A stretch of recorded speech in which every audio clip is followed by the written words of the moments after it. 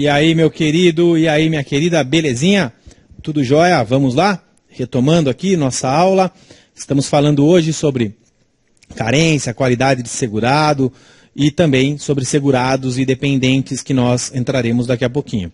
Meu nome é Teodoro Vicente Agostinho, eu sou professor e coordenador aqui da área previdenciária do Damásio Educacional, e este nosso curso é o curso de prática nos benefícios previdenciários na esfera judicial e administrativa. Belezinha? Você já sabe, não é? As dúvidas vocês me encaminharão por e-mail.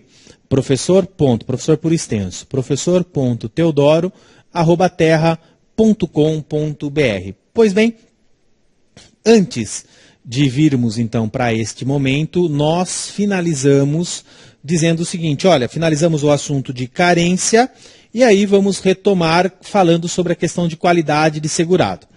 Só para distinguir carência de qualidade de segurado, é o seguinte, carência então, como nós conversamos, carência é o período mínimo de contribuições exigidas para que o segurado faça jus a determinado benefício previdenciário. Legal, isso aí está bem tranquilo, está bem já conceituado na sua mente. Qualidade de segurado vem a ser o quê? Vem a ser aquela situação em que o segurado se encontra, que ele detém o quê? Não o direito, mas ele detém não só, então, o direito, mas a qualidade de segurado, ou seja, estou dizendo que ele está adimplente, em outras palavras é isso, adimplente com o sistema. Ele vem contribuindo perfeitamente, então em decorrência disso ele está mantendo o vínculo com o sistema previdenciário, ou seja, ele vem mantendo a sua qualidade de segurado, beleza? Só que para nós, isso importa? Claro que importa.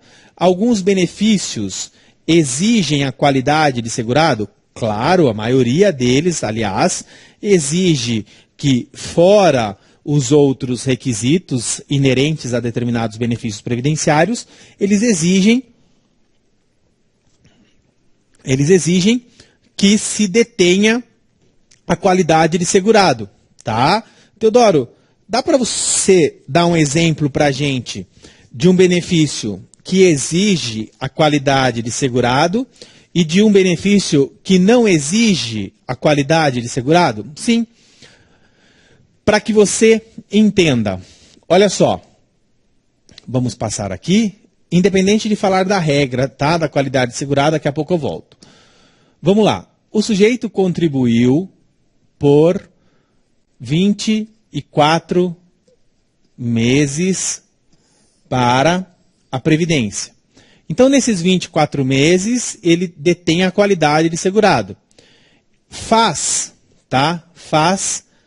24 meses, ou seja, faz 2 anos que ele não contribui mais para a Previdência. Então, ele contribuiu durante 24 meses e faz 24 que ele não contribui. Beleza?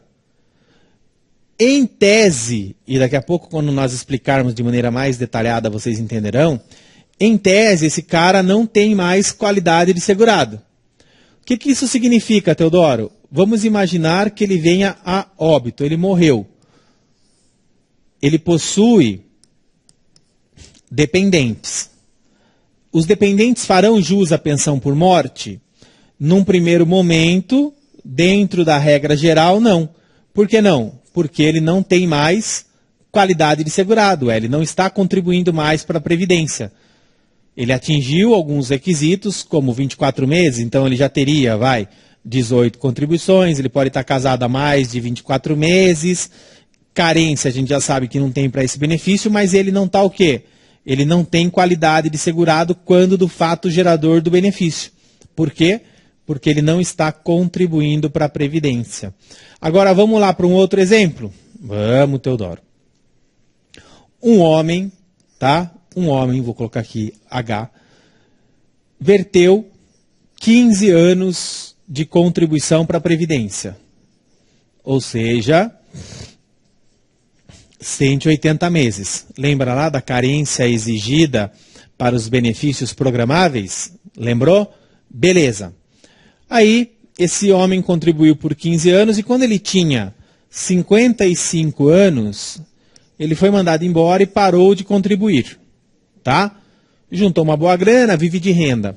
Só que esse cara te procurou no escritório hoje com 65 anos, que é um dos requisitos da aposentadoria por idade, ter 65 anos, e o outro requisito é ter cumprido a carência mínima, 180 meses, que vem a ser 15 anos. Muito bem, esse cara cumpriu? Cumpriu.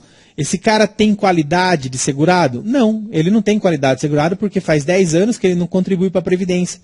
Mas para esse tipo de benefício, nós temos a Lei Satanás, que é a Lei 10.666 de 2003, que diz o seguinte, que para as aposentadorias programáveis não se é exigido a questão da qualidade de segurado.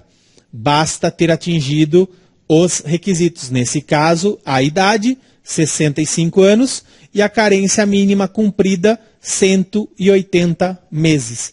Então, 2 exemplos de benefícios, 2 exemplos de aplicação distinta do Instituto da Qualidade de Segurado.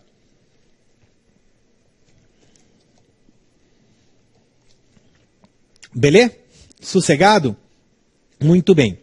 Só que qual que é a paradinha de sucesso da qualidade de segurado? Ter ou não qualidade de segurado, perceberam que é muito simples. Estou contribuindo, tenho qualidade de segurado. Parei de contribuir, em princípio não teria. Só que aí é que entra uma parada de sucesso. E é uma parada de sucesso que, sabendo se utilizar, e você saberá, você pode atingir o objetivo para aquele segurado, para aquela segurada, e, consequentemente, ganhar dinheiro. É o que nós chamamos, tá? É o que nós chamamos de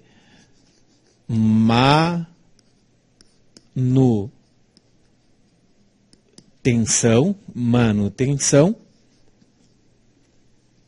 da qualidade, manutenção da qualidade de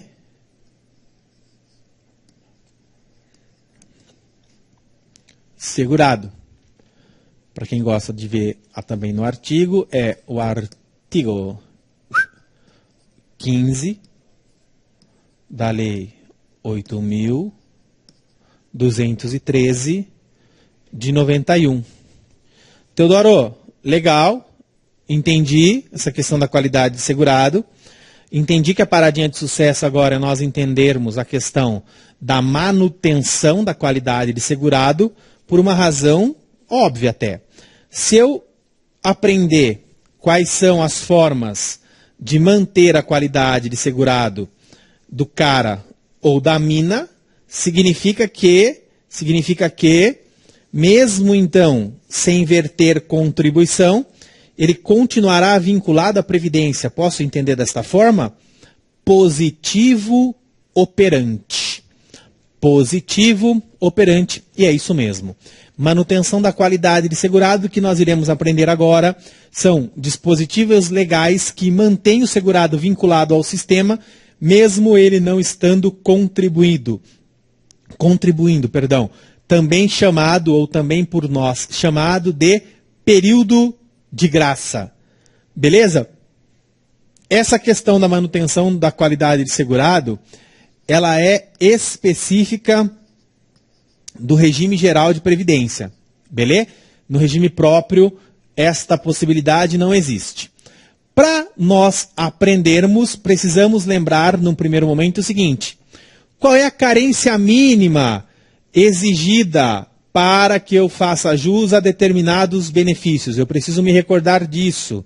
Teodoro, já lembrei. Está lá nos benefícios por incapacidade e a carência mínima exigida é de 12 meses. Muito bem. Então o nosso cliente verteu 12 contribuições, tá? O nosso cliente ou a nossa cliente verteu 12 contribuições. Após verter 12 contribuições, e aí pode ter sido empregada ou pode ter sido contribuinte individual, esta regra só não vale para o segurado facultativo, então segurado facultativo não é essa regra, é outra que nós estudaremos. Após 12 contribuições, o que aconteceu? Ou ela foi mandada embora, ou ela parou de contribuir. Qual é o período que a lei permite que ela, mesmo sem contribuir, ainda mantenha a qualidade de segurado? Ou seja, aquilo que nós chamamos de período de graça. Lembrando o seguinte, tá, meu querido e minha querida, período de graça esse período não computa tempo de contribuição e não computa carência, por razões óbvias, não é? Beleza? Então vamos lá. Nossa cliente ou nosso cliente verteu 12 contribuições. Quantas contribuições ou quantos meses após estas 12 primeiras contribuições ele poderá ficar sem verter nenhuma contribuição no chamado período de graça, que ainda assim ele mantém a qualidade de segurado? Pois bem, 12 meses. 12 meses no período de graça. 12 meses. Trabalhei 12, verti 12 contribuições, parei de contribuir, tenho 12 meses no período de graça. Tenho 12 meses no período de graça. Beleza? Muito bem. Agora, Teodoro, e se o nosso cliente ou a nossa cliente verteu 10 anos de contribuição, ou seja, 120 meses, verteu 120 meses. E aí agora, depois de 120 meses, depois de 10 anos, é que ela parou, ou ele parou de contribuir. Qual será o período de graça? Ou seja, qual será o período que mesmo sem contribuir, ainda assim, esta pessoa estará segurada ou segurado pela Previdência? Neste caso aqui, pessoal, 120 meses ou mais, e parou de contribuir, ela terá 24 meses no período de graça. Tá? Trabalhei 12, parei de contribuir, tenho até 12 meses no período de graça. Trabalhei 10 anos, 120 meses ou mais, parei de contribuir, 24 meses no período de graça. Então, para ficar agora mais fácil a explicação, ó, de 1 ano de trabalho até 9 anos, ou seja, até 119 meses contribuídos, se eu parar de contribuir, eu terei 12 meses no período de graça.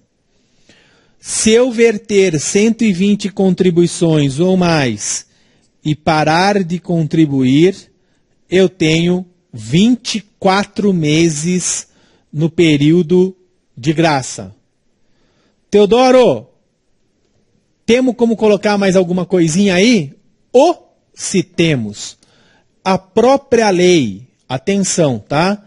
A própria lei dispõe o seguinte: em ambos os casos, então vamos lá, pessoal, presta bem atenção agora, tá? Em ambos os casos, se eu conseguir provar o desemprego, em ambos os casos, se eu conseguir provar, então, o desemprego, eu consigo mais 12 meses no período de graça, tá? Vamos lá, então? Trabalhei 12 até 119 contribuições, vertir 12 até 119 contribuições vertidas. Se eu parar de contribuir, eu terei 12 meses no período de graça.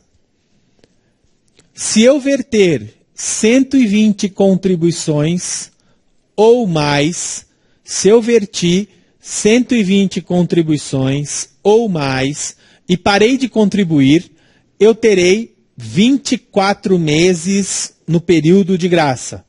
Eu terei 24 meses no período de graça. Em ambos os casos, se eu provar que estou desempregado, eu consigo somar mais 12 meses no período de graça. Então, percebam que nesta situação aqui, eu poderia chegar a ter 36 meses, ou seja, 3 anos, sem verter contribuição alguma para o Instituto, para o sistema previdenciário, e ainda assim eu estaria o quê? Ainda assim eu estaria mantendo a minha qualidade de segurado. Significa que para aqueles benefícios onde o risco não tem como ser calculado, como acidente, ou então a morte, ou a própria reclusão, se eu tiver cumprido os outros requisitos, a questão da qualidade de segurado está mantida por aquele período que ali está. Beleza? Teodoro, já entendi, muito legal. Não conta para fins de tempo de contribuição nem para carência, a previdência é bacaninha, mas também não precisa ser tanto. Mas ainda assim, dependendo da situação, o sujeito consegue ficar até 36 meses sem verter contribuição e ele estará segurado? Sim, é isso mesmo. Claro que se ele começar a trabalhar, esse prazo é interrompido. Tudo bem? Muito bem. Teodoro, você nos disse o seguinte, que para o segurado facultativo, a regra era diferente. E como que é essa regra para o segurado facultativo? Para o segurado facultativo, meu querido e minha querida, vou colocar aqui embaixo, ó, estrelinha, tá? Para o segurado facultativo, é só você colocar assim, ó, igual, a regra é 6. São 6 meses. Trabalhou de 12 a 119 meses, parou de contribuir, 6 meses no período de graça. Trabalhou de 120 meses para cima, parou de contribuir, 6 meses no período de graça. Ah, mas o segurado facultativo consegue mais 12 pelo desemprego? Não, porque uma das características de ser segurado facultativo é estar desempregado. Beleza? Tranquilão? Joia! Uma vez aprendido isso aqui, agora é que vem um ponto que eu vou bem devagar, porque eu preciso que vocês prestem atenção. Que é o que nós chamamos de retomada da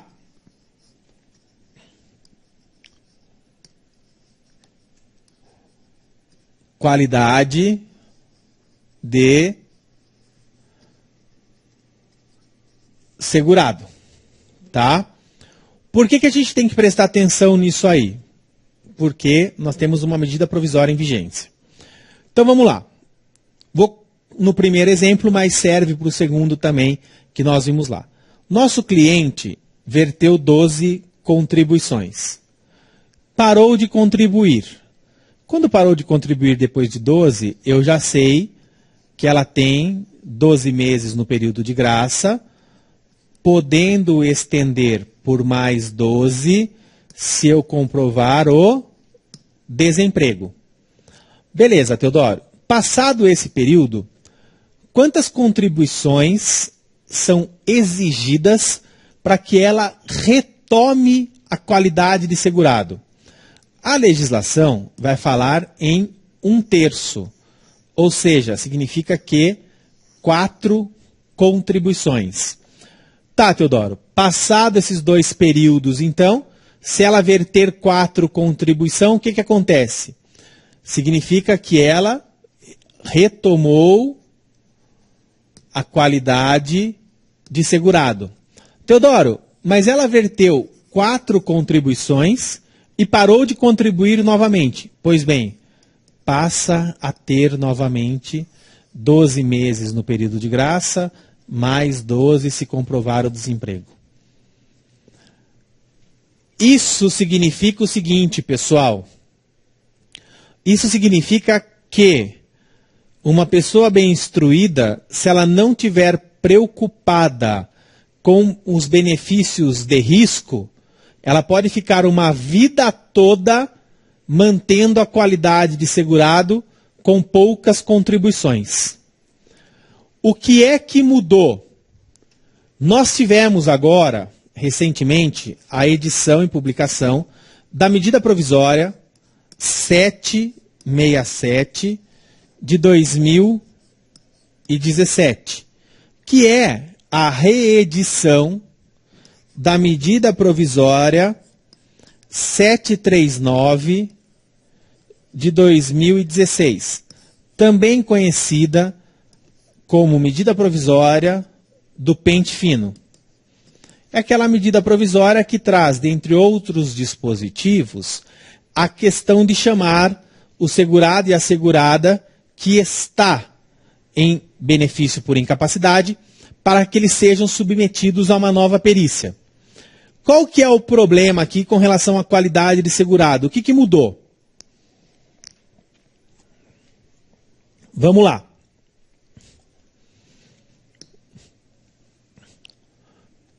Aí nós temos que dividir da seguinte forma. Ó. Antes da MP 737 de 2017. Tá? Então vamos trabalhar com o exemplo antes da edição da lei. Lembrando que essa medida provisória, você meu aluno, você minha aluna, o que você vai ter que fazer? Você terá que me acompanhar nas redes sociais ou acompanhar aqui a questão da vigência da medida provisória para verificar se ela será convalidada em lei ou não. Tá? Eu vou chamar a atenção de vocês aqui justamente para o ponto que nos interessa, que tem a ver com a questão da qualidade de segurado e com a questão de carência. Misturam os dois. Então vamos lá. Antes da MP 737/2017, nosso cliente verteu 12 contribuições e parou. Aí ele goza de 12 meses do período de graça, certo? Não vou nem colocar os 12 meses a mais pelo desemprego, beleza? Ele gozou dos 12 meses do período de graça. Passado esses 12 meses, ele faz o quê? Ele passa e verte 4 contribuições para retomar a qualidade de segurado. No que ele terminou aqui, ele retomou a qualidade de segurado, ele fica doente. Lembrando que isso aqui é antes da medida provisória. Ele fica doente. Solicita o benefício de auxílio-doença. Vai até o INSS. Para conceder o benefício, o perito tem que chegar à conclusão de que ele está inapto para o trabalho. Aí o perito disse, olha, realmente ele está inapto para o trabalho. Cumpriu a carência? cumpriu a carência. Já tem 12 meses lá atrás, tá tudo certo. Tem qualidade de segurado? Tem qualidade de segurado, porque ele já recuperou a qualidade de segurado, que são essas 4 contribuições. Beleza? Beleza. Benefício, então, concedido. Ok. Agora,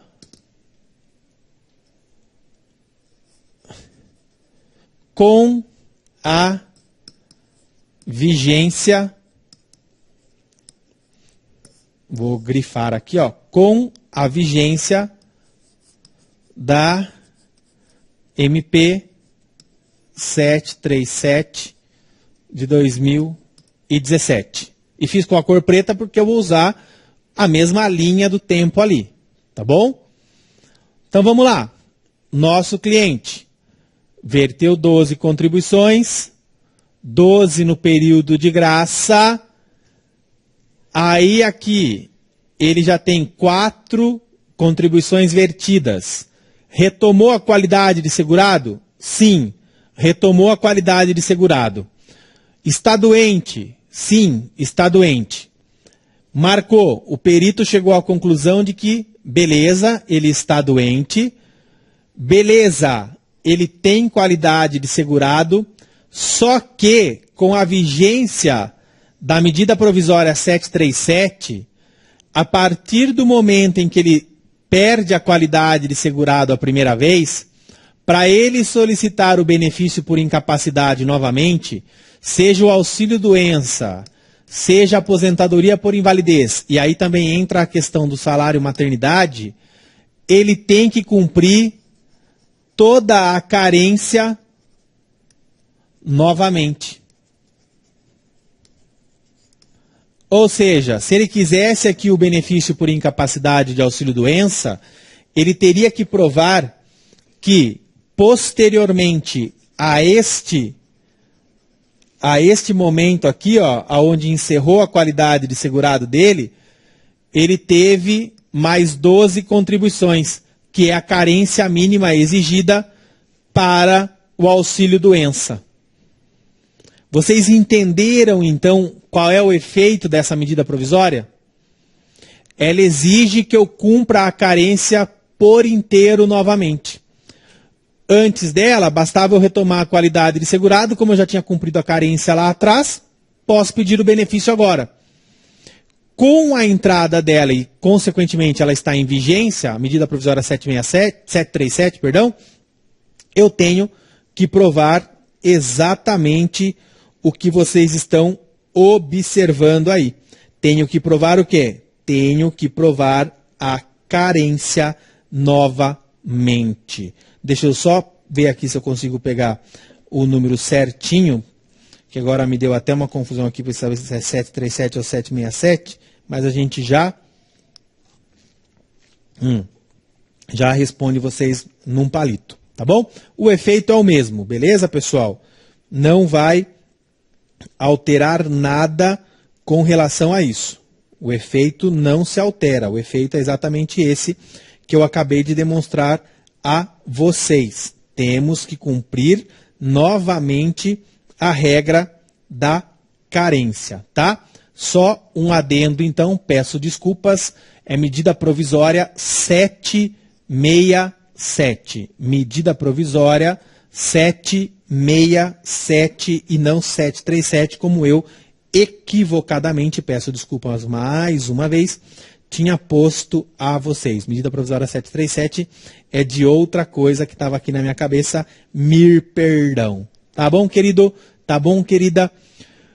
Agora, para finalizar mesmo esta questão de qualidade de segurado e retomada, olha que legal.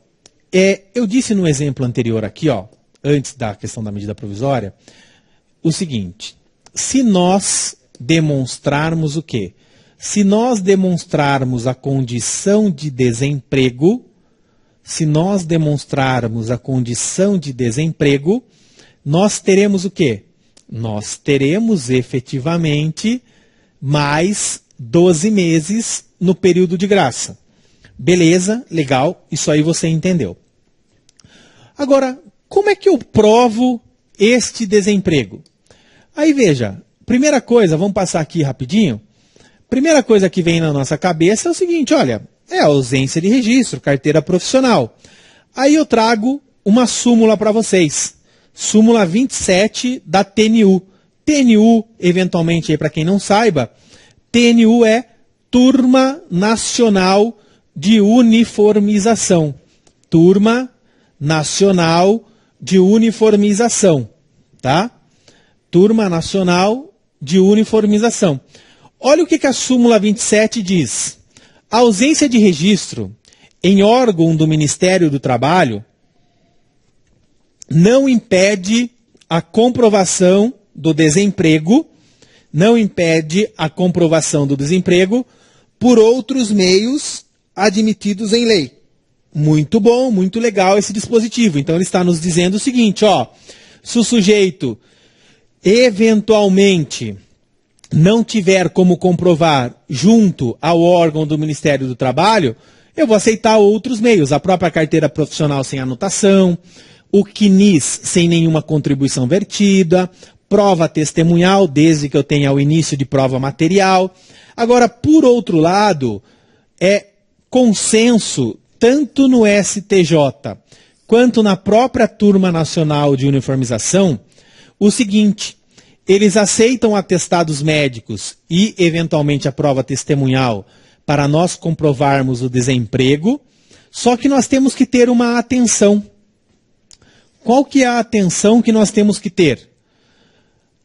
Da mesma forma, então, que eles aceitam essa prova testemunhal e aceitam essa questão do atestado médico, eles vêm e dizem, ó, só a questão da carteira profissional, só a questão da não anotação na carteira profissional não é para nós uma prova plena do desemprego. Então eu terei que ter outros elementos para convencer o juiz ou o desembargador do quê? Do estado de desemprego daquele sujeito. Aí, galera, olha só, eu vou voltar aqui um pouquinho, que eu vou mostrar o dispositivo para vocês, que é esse aqui, tá? Ó. Isso aqui, basicamente, é o que diz o dispositivo, a legislação. Serão acrescidos de 12 meses para o segurado desempregado, desde que comprovada essa situação pelo registro no órgão próprio do Ministério do Trabalho e da Previdência Social. E aí, trouxe mais essas duas dicas aqui para vocês. Só que, negão, aqui a gente quer aprofundar. E aí surgiu no seu escritório a seguinte paradinha, tá? A seguinte paradinha. Vou dar um nome qualquer aqui. Mévio. Olha lá, a dificuldade aqui, ó. Autônomo. Mévio. Autônomo. Verteu 12 contribuições para a Previdência Social de 2014 a 2015. Beleza, então ele verteu de 2014 a 2015. Ocorre que Mévio sofreu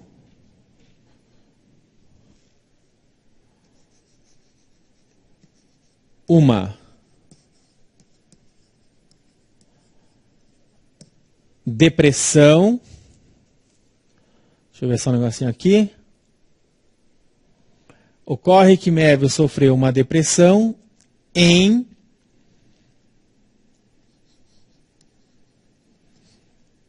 janeiro de 2017. Seu benefício foi negado sob o argumento de não deter mévio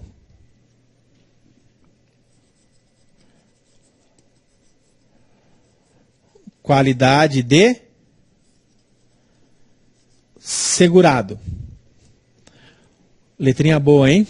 Procurou você no seu escritório, olhou no fundo dos seus olhos, já depressivo, e disse: e aí, doutor?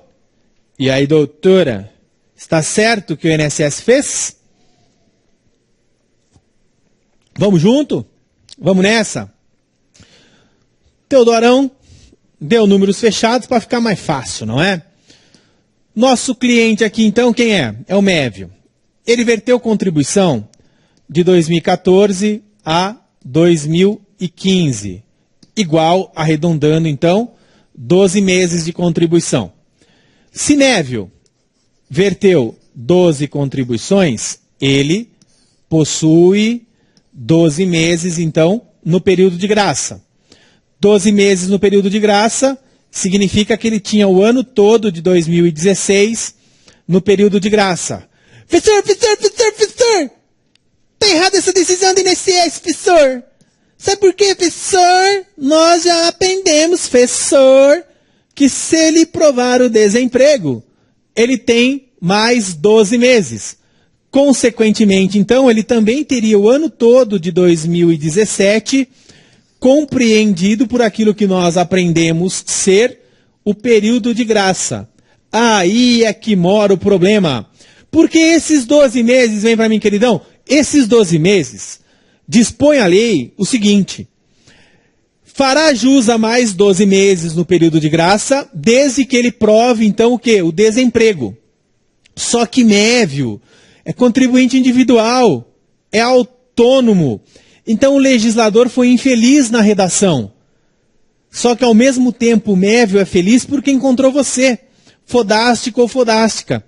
E você, fodástico ou fodástica do direito previdenciário, aluno aqui do professor Teodoro, já sabe o seguinte, já sabe que, mesmo para o contribuinte individual, o que eu terei que provar para ele ter esta extensão dos 12 meses, é o quê? É o estado de desemprego. E chupa aí, INSS, porque, inclusive, nós temos decisão, aonde Teodorão já colocou para nós aqui o inteiro teor, ou seja, já colocou, aliás, a ementa, porque a ementa servirá como o quê? Como parâmetro de pesquisa de decisões mais recentes. Se liga só vou destacar. Qualidade de segurado, período de graça, tudo que nós conversamos, termos que utilizamos, contribuinte individual, ausência de trabalho, equiparação ao desempregado. E por aí vai. Vem aqui, descreve bonitinho até aqui, tá? Cadê o número da bagaça aqui? Deixa eu passar, porque deve estar aqui no outro slide para vocês. Cadê? Ê, danado, era para estar aqui, hein? Traiu o professor aqui. Mas depois eu passo o número para vocês, porque estava aqui mais para baixo e deu uma cortadinha. Mas tem o número, tem o inteiro teor, para que vocês entrem depois e também utilizem essa decisão. Tá bom, galerinha? Desculpa aí, mas eu passo depois, foi um erro meu na hora de eu passar o material. Cortou aqui o restante da decisão. De todo modo, você já sabe, então, que para o contribuinte individual, também é possível esta extensão de 12 meses em decorrência, aí muda a palavra, em decorrência do quê? Do estado de desemprego. Estado de desemprego. E aí o que é importante com relação à questão do estado de desemprego? Como que você vai fazer isso daí? O que vai importar? Na verdade, as provas.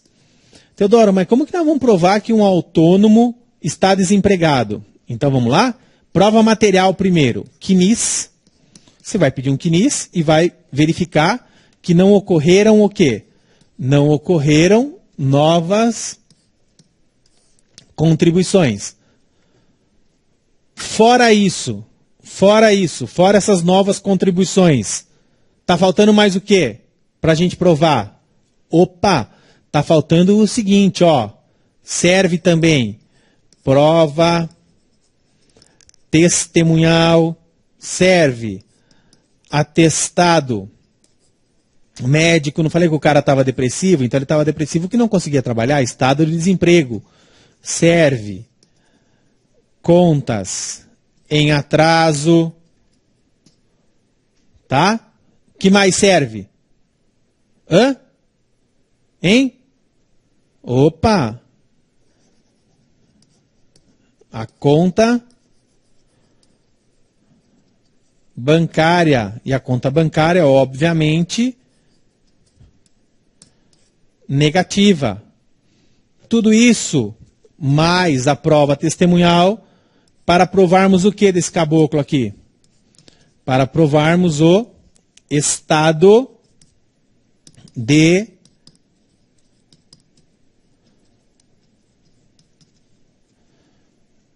desemprego. Beleza? Tranquilão? Ah, moleque! O que o professor ficou devendo, então? O professor ficou devendo o número da decisão da decisão judicial. Mas pode ter certeza que estará aí no material esse inteiro teor. Beleza, galerita? Tranquilinho? Tranquilinha? Partimos então agora, em definitivo, para segurados e dependentes. Segurados e dependentes, por si só, não tem como, tá? Não tem como nós fugirmos, mas é uma matéria um tanto quanto extenso, porém também necessária. Vou dar uma passadinha aqui. Algumas partes eu vou adiantar, porque nós já conversamos, como é o caso, por exemplo, aqui da filiação. Aqui ela tem um pouco mais explicada, vamos passar isso aqui também. Já conversamos sobre este assunto. Legal. Aqui, o que eu fiz? Tá? O que tem nesse material que vocês terão acesso também? Eu gosto bastante desses organogramas. Seja para os alunos que estudam para concurso, seja para você advogado ou advogada. Porque é muito importante, tá? O seguinte. Olha só. Óbvio que para você prospectar o cliente, para você explicar a situação para o cliente, para você entender e fazer com que seja entendido ao cliente, você utilizará uma conversa mais informal. Você vai utilizar umas palavras mais comuns para que o teu cliente entenda. Agora, a partir do momento, e é isso que eu quero de você, a partir do momento que você vai desenvolver a tese, ou vai escrever a sua petição, desenvolver a sua petição, não é que eu queira, e nem o oriente e sugiro, que seja robusto no sentido juridiquês da coisa. Não. Temos que ser objetivo. Mas temos que demonstrar o seguinte, que nós conhecemos a técnica.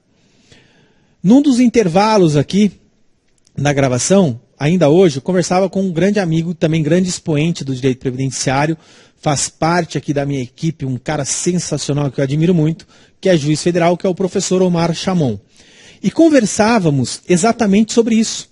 E ele relata a dificuldade, tá, do seguinte, de você pegar uma petição extremamente grande no sentido de tamanho mesmo, só que prolixa, sem objetividade e o pior, prolixa e sem a parte técnica. Então é por isso que eu gosto desses organogramas. Os organogramas trazem um aprofundamento um pouco mais teórico, mas ao mesmo tempo faz com que você tenha uma visão do todo, para que você consiga, de maneira objetiva, técnica, estabelecer o condão da tua petição inicial ou, eventualmente, do teu recurso. Beleza? Por isso que eu abuso um pouco, sim, dessas questões aí de organogramas e de algumas situações que advêm do histórico ou da história da matéria previdenciária.